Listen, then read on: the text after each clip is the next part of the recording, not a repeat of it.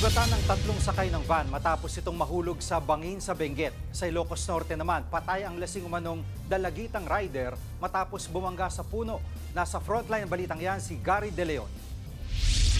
Nakadapa at bali-bali ang katawan ng 16 anyos na babaeng ito matapos bumangga ang minamaneo niyang motorsiklo sa puno ng Nara sa Solsona, Ilocos Norte. Isinugod pa sa ospital ang dalagita pero idineklarang dead on arrival.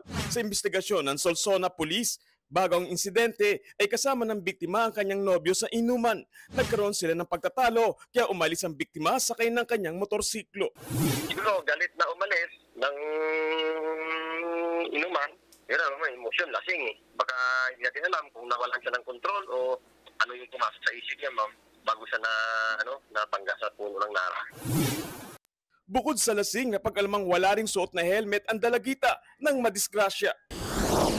Nahulog naman ang SUV na ito sa bangin na may lalim na 15 talampakan sa Barangay Ambassador, Tublay, Benguet. Bumibiyaya ang sasakyang may 3 sakay na pa-Benguet na mangyari ang disgrasya.